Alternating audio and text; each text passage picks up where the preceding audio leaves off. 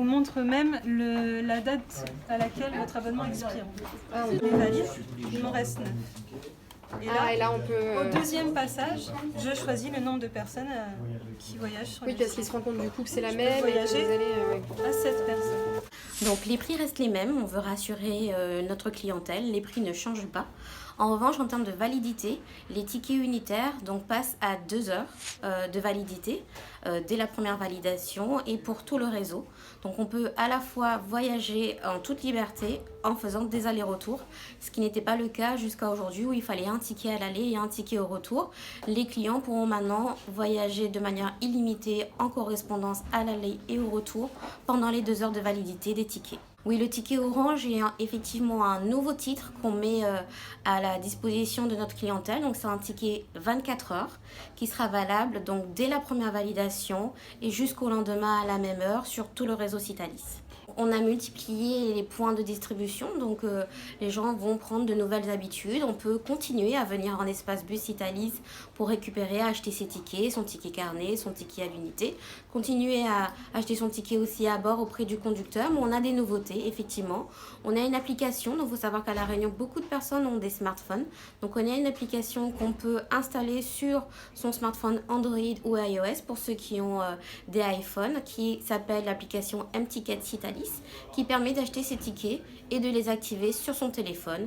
Les titres restent les mêmes, les prix les mêmes, les heures de validité les mêmes, 2 heures aussi, et on peut présenter son téléphone au conducteur, le valider à bord des véhicules. Alors, tous les titres que certains auraient achetés et qui ne seront plus utilisables à partir du 15 juillet pourront être changés dans les points de vente.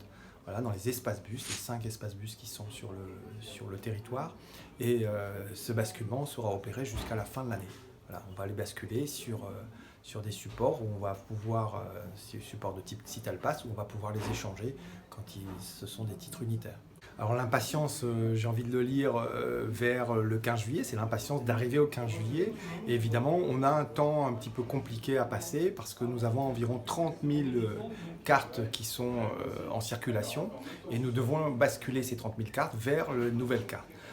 Nous sommes à quasiment un mois du début du déploiement et au bout d'un mois, on a atteint plus de 10 000 cartes distribuées.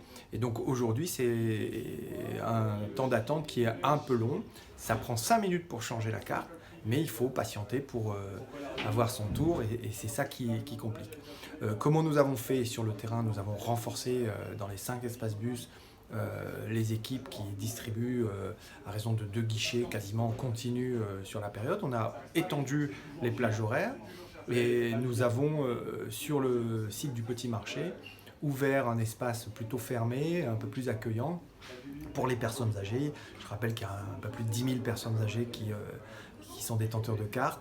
Alors, si elles n'ont pas besoin de se déplacer au 15 juillet, ces personnes, on peut leur demander aussi de patienter un petit peu pour changer, puisque le changement va s'opérer jusqu'au 15 août. Quand vous validez votre titre de transport au niveau du valideur dans tous les bus qui seront équipés du réseau Citalis, le contrôleur, lui, quand il viendra en embarquer dans le véhicule, pourra autant flasher votre QR code que scanner votre carte sans contact.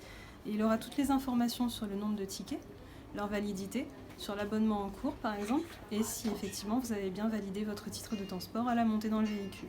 Donc toutes les informations en fait remontent depuis les valideurs jusqu'à un serveur qui redescend l'information jusqu'aux équipements de contrôle.